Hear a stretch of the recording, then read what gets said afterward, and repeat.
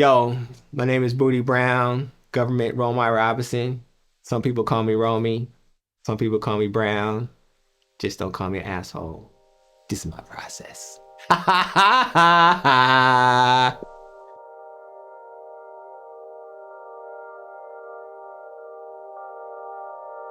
For me, it's important for meditation. It's like a cleansing kind of sound, just kind of put me back in get my frequencies right. So it's not necessary for the sound. It's more or less for erasing just sound that's kind of trapped in your head when you just wake up in the morning. You just have like a lot of bullshit going on. I think you gotta give yourself like 5 to 10 minutes sometimes to just reset and then move on throughout the day.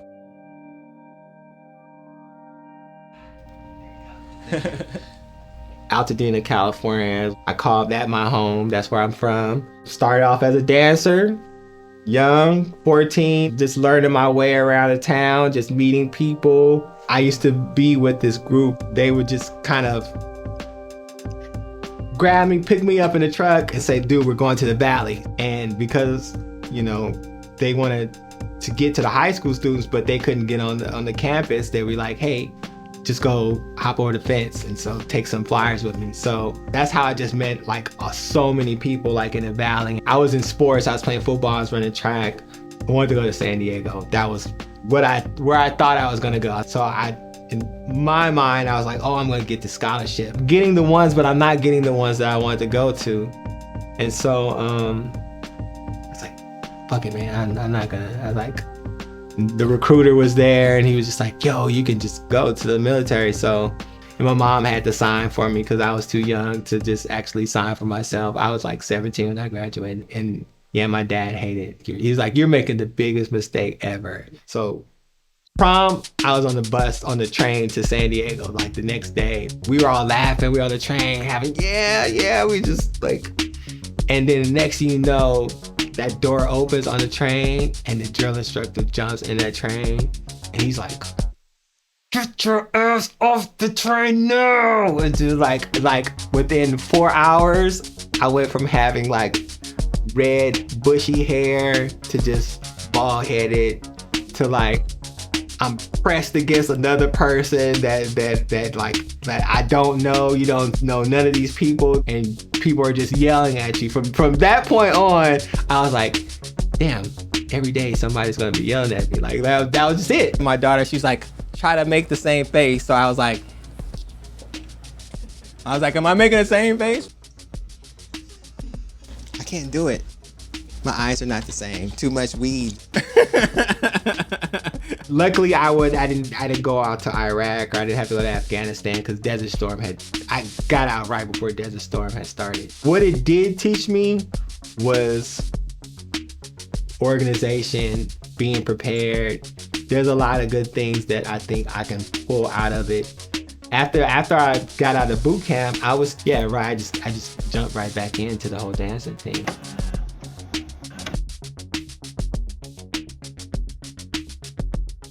So Rosie Perez was a very good friend, and Bobby Brown's dancers was a group called Heart and Soul.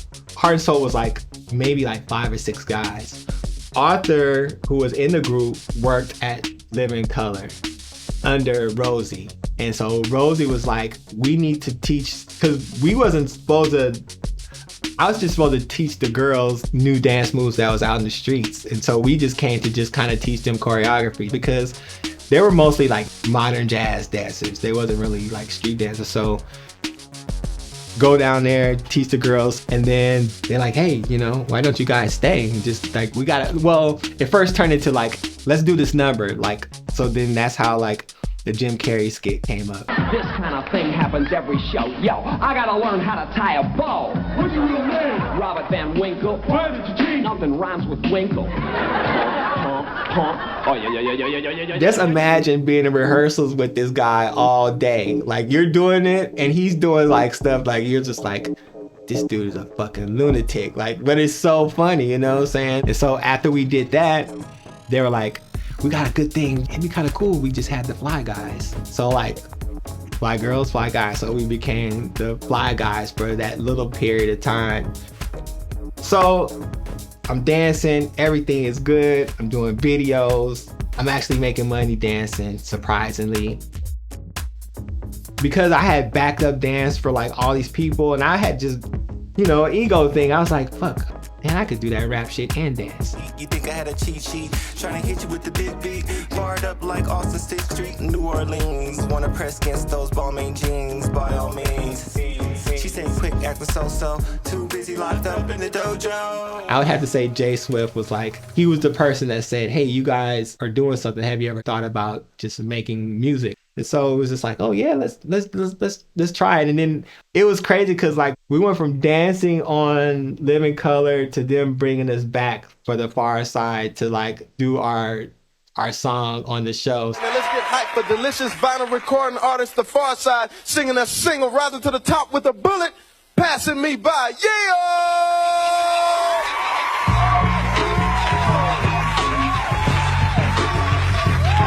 Now in my younger days I used to sport shag. When I went to school I carried lunch in a bag with the apple for my teacher cause I knew I get a kiss. Always got mad when the class was dismissed.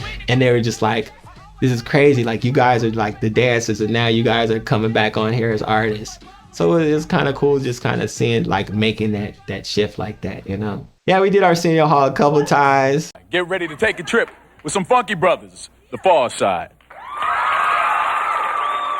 That's 90s. That's like so 90s, like Arsenio Hall, like, you know, at those times, like just being there during those times, it was like, I don't know if it would be I don't know if anything is the same. I don't think people have that right now.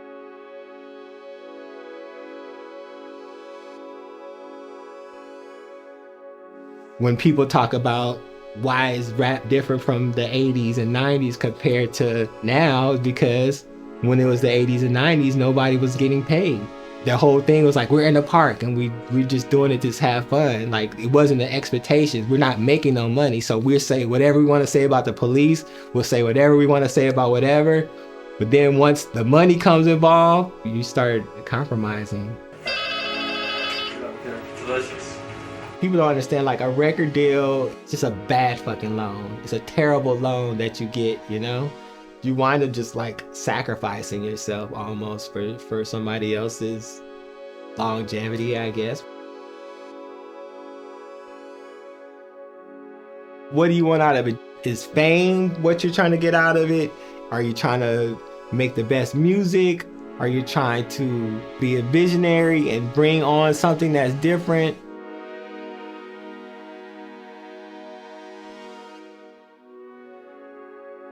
I think the hard part is being honest with yourself. But that's the hardest part in life in general, is being honest with yourself and just kind of saying, am I trying to bullshit people, or is this something that I'm really proud and I really can stand behind what I'm doing?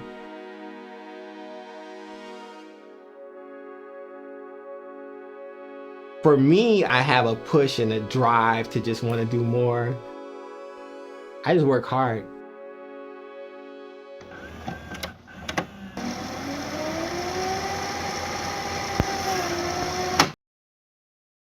Good evening. For most New Yorkers in most parts of the city, it was a day of being powerless, and what began as a crack of thunder, a flash of lightning in the skies above northern Westchester County, and put out the lights for millions of us, now has officials from New York City Hall to the White House asking why and how it all happened again. Hip-hop is based off necessity and neglect. The story that people tell me of why hip-hop came was there's a blackout in the Bronx. And during that blackout, everybody robbed all these places. So people looted the sound. That's how people got speakers and turntables to just go out into the parks to start this whole different movement. When I was in elementary school, you could go lease out a saxophone or a bass or something like that. By the time I got into high school, those programs wasn't there no more. That's where the necessity came out, because I feel like hip hop, just the records and how people took records and sampled them. And you had the music inside of you, just maybe not knew what to do and how to play the instruments or whatever it was. I think it's actually like a history lesson too, because like when people started sampling records, it made people go back like, oh, you sampled this rock record or you sampled this. And so like people started going back to find out who these groups were and stuff like that. This was my first record collection that I started with when I was a kid. My mom gave this to me, and yeah, she set me off on the trend. She gave me, because my dad wouldn't let me touch records. I think everybody had that father. Don't touch my records. Don't touch my stuff. So my dad was one of those people. So my mom was like, okay, I gotta get him his own records so he can just kind of be in his room. So let's see, the first one that I ever, let's see. Yeah, here's the beginning of everything, boy. Yeah. It's a small world out. This is where it started. Like I would just listen to this record and read the book, and that was it. But this collection contains this right here, this record. Here Come the Judge, Pigmeat Markham. This is like the first rap that I was introduced to, that I didn't even know that was hip hop or rap. It's incredible because there's a break beat when you first started. And then here comes the judge. Here comes the judge. This was my first drum machine that I had. And I used to just have this with like a speaker, and that was it. My man Bruce always keeps me together. Bruce also hooked me up. This is a very special, floppy disk. This row right here, all this row is my dad's records. So like, these are all the records that I could not touch. But Bruce, that does a lot of stuff. He do a lot of stuff for Snoop Dogg. Actually put me onto this. You ever hear that sound like that?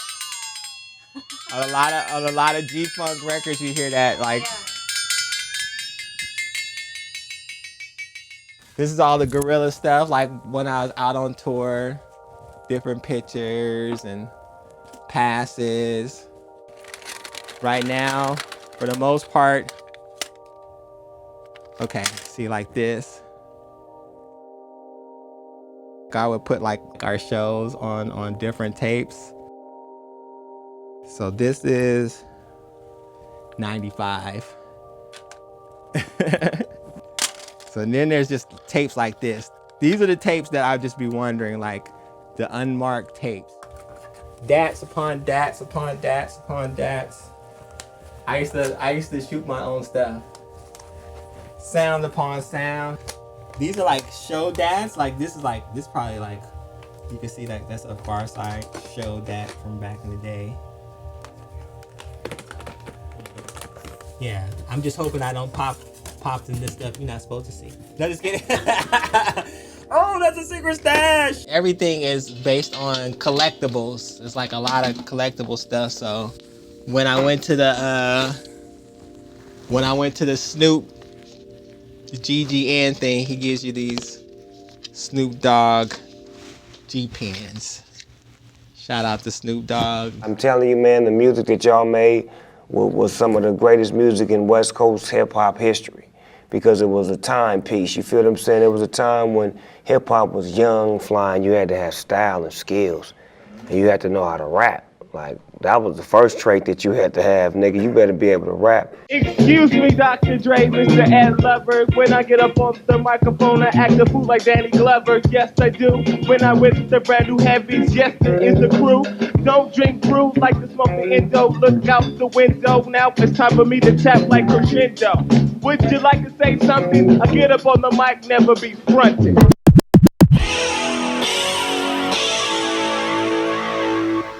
Welcome back to the Week in Rock. The suspiciously giddy and fairly hilarious LA rap act The Pharcyde has come up with a new twist on the form that should tie fans' brains in a knot rather nicely. It's rapping backwards. You can hear it on the group's new album, Lab Cabin, California, and you'll watch in wonder as they do it in an upcoming video directed by who else? The ever-inventive Spike Jonze. Don't bother adjusting your set.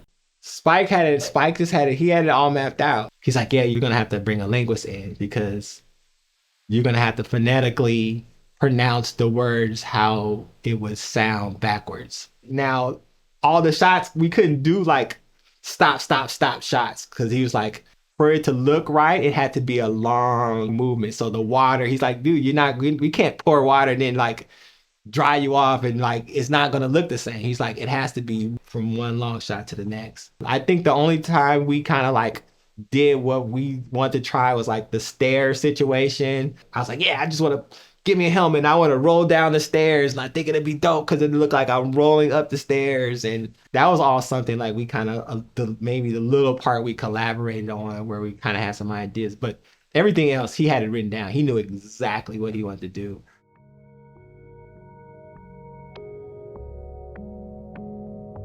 I would say back in our time, it was more like relatable stories that you basically was going through that somebody else could say, I know exactly what you're talking about. Who didn't have a crush on their teacher? I think a lot of people can relate to that. If you're authentic with your side of the story, it's a beautiful thing when you're able to tap into that frequency there, and it's an explanation to what you've probably been harboring inside.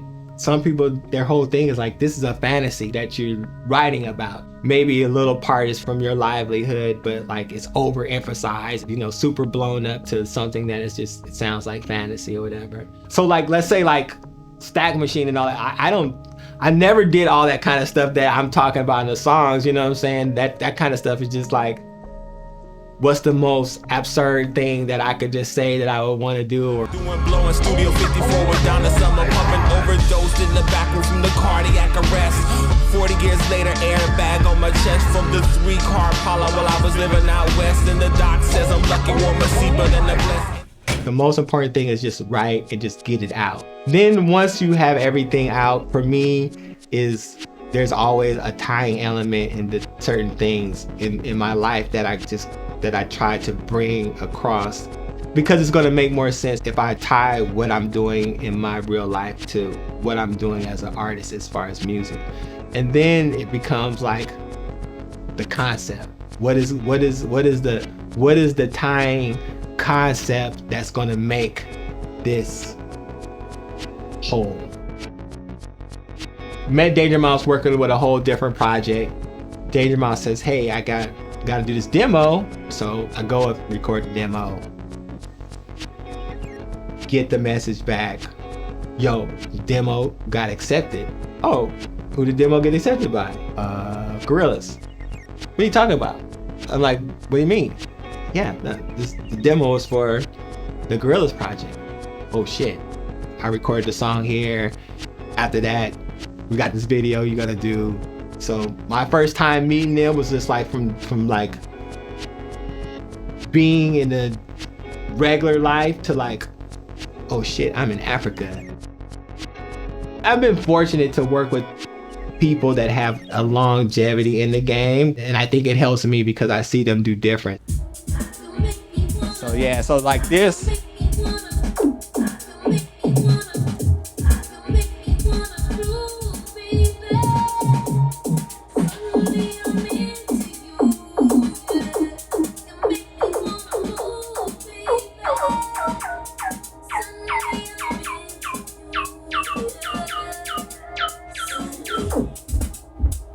So you could just kind of just be live like this, like just kind of live and just kind of do stuff at the same time. I know sometimes people get mad because they want to hear the song how it is, but I think I don't give a fuck, and I just kind of want to just say, look, open your fucking thoughts to something else, you know? And so that's kind of where my head is at the moment. Let's see, I have some stuff with Jeff plays with Gorillaz, and we had did a project with me and him, and I didn't release all the songs. So this is more on a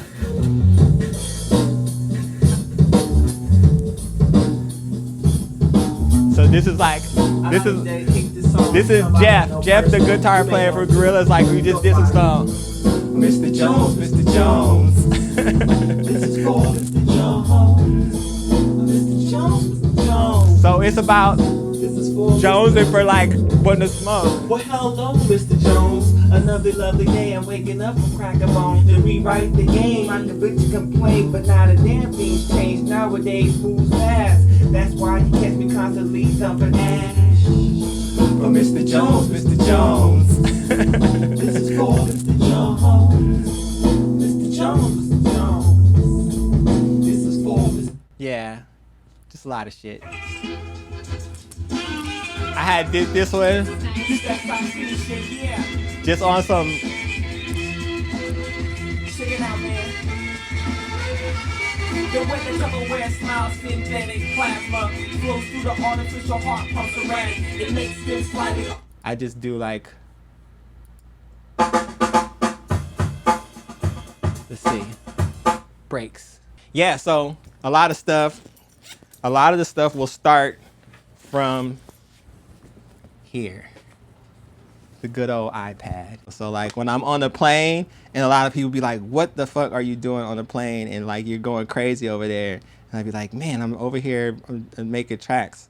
So like when I go to different cities or I'm going to a different country, I just actually name the track after the country. So like, let's see what Finland sounds like. So. And they're basically just basically give me ideas.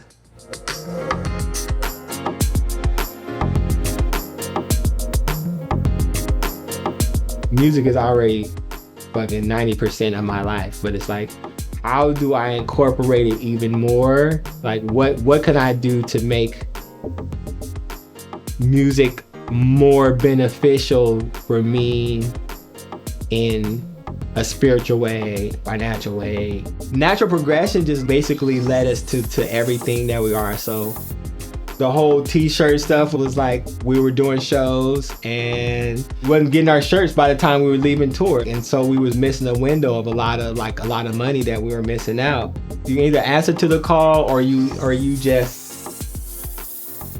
let it pass you up and you just kind of like disregard it. This is where it starts. And then we take it to the store. Well, first, the streaming thing came first before the store. Yo, what's up? This is Splendid Radio on PharcydeTV with my co-host, Jeremy Scipio. What's going on, people? And a very, very, very, very, very special guest, Miss Amy Korea Bell. This is just about networking. Most of the people that have a show is basically like, I went out of town, met them, they're a journalist, you know, maybe some people's like, you know, I just do this myself at my house, you know, and I was like, dude, if you're just doing it by yourself, you might as well just join the rest of us. We're all in the same bag. And so like, it just became this whole little network of people.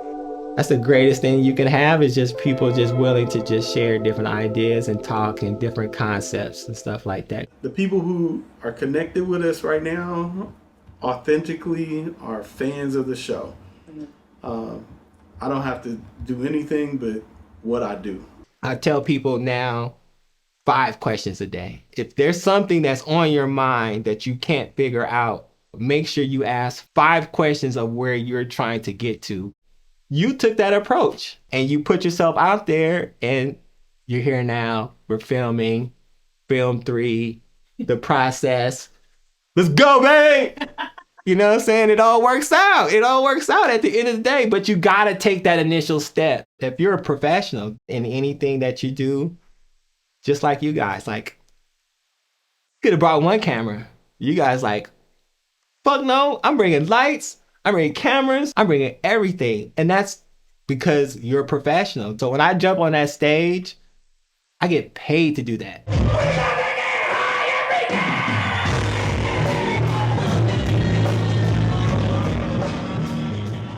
You will hear the craziest stories of what it took people to get to that show.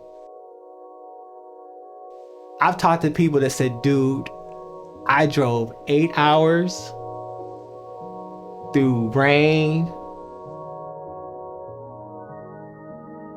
I had to save to come to your show. I didn't have the money. I borrowed, I saved, I hitched a ride to come to your show. That's a lot. That's a lot that when you have fans, or I hate to say fans. I think the word fan is terrible. I think that's a terrible name. I say supporters is better. If it's that close, they almost become your family. Because we've been doing it so long, I've had people that say, like, yeah, I was listening to this song and that kid right there is because of you. And I'm like, oh shit, I'll give you one better than that. We are in Japan. This guy comes. Dude, I want to propose to my wife on stage. So, gets on stage. We stop whatever. Hey, this guy wants to propose to his wife. Propose to her, get married. 2 years later, they got a kid. The kid was born next time we go back out there. He brings his son to the show. Like, so your kid is calling me Uncle Brown. How much more family can that be? Like, okay, yeah, I'm Uncle Brown.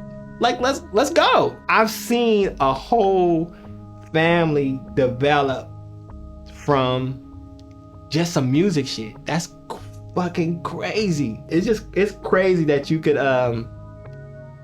that could happen, and you could have, like I said, it's just your fans. Sorry, not fans. Your people can become your family. Maximum appreciation for anybody who, like I said, those 8-hour drives coming for a show and sitting in a line for 2 hours and saving money for 2 months, and they worked and did all this to basically just enjoy themselves for a few minutes because you can deliver that to them. That's dedication. That's dedication.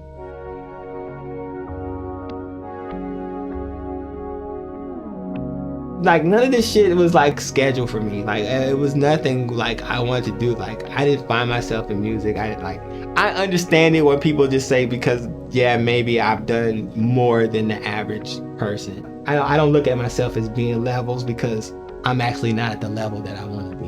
And I always tell people I haven't created my best work yet. And I think I kind of leave an open book for myself to what I want to bring, or what I feel that I can deliver to people. And that's pretty much it. So first and foremost, I always have to appreciate all the people who helped me get to this position, because I think that a lot of times that could be overlooked, and you kind of could get into your own head of where you feel like you did it all yourself, and nobody does it all themselves. And I think once you realize that it's more than you that makes you happen, then you can kind of embrace that. And for me, meditation, prayer, all that comes into what makes me feel that I need to humble myself to be lucky enough that people appreciate what I do, and it be a reciprocal energy exchange. That's what we want. We want to put energy in and get energy out, and hopefully I put enough good in to get some good out. You know, and hopefully people will be like, you brought some dope shit, Brown. That was really dope what you did. I'm ready for Miami Vice. I'm ready for Crockett lifestyle, to have a Ferrari and live on a yacht in a marina. I would like to just have a nice boat and sail off into whatever it is, the abyss, and know that I did something kind of cool. You know, that's where it's at right now.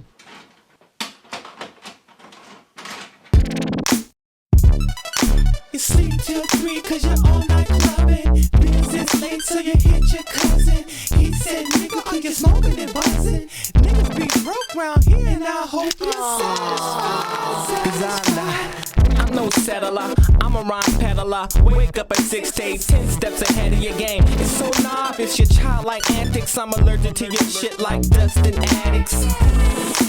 My verbal mechanics, I'm certified solid, divine dynamics. I can make a beat swing like I'm pushing hammocks. And I used to push things that created some habits. And I still stay a fiend of the guap, the cabbage. I get right back to you, talking the average. And I gotta make things move, I keep the advantage. The rules apply on all levels, you got to manage. Put yourself in your place of position. Hustler's code, there's no description. I take the game serious like a hard condition. The world's cold and it's getting colder. Time's crisp, I know your mama told ya. What you gonna do, you know you're getting older. Damn how time flies, and I hope you're satisfied. Having fun yet, or what? Your checks and balances, blood, sweat, and tears. The blisters, the calluses.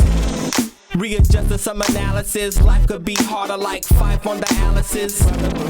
But I still dream of palaces. Yachts in the marina, east side out the Dina. You may call that senseless, but that is the reason why you hear this sentence. Put yourself in your place of position. Hustler's code, there's no description. I take the game serious like a hard condition. The world's cold and it's getting colder. Time's crisp, I know your mama told ya. What you gonna do, you know you're getting older. Damn how time flies, and I hope you're satisfied, satisfied, satisfied.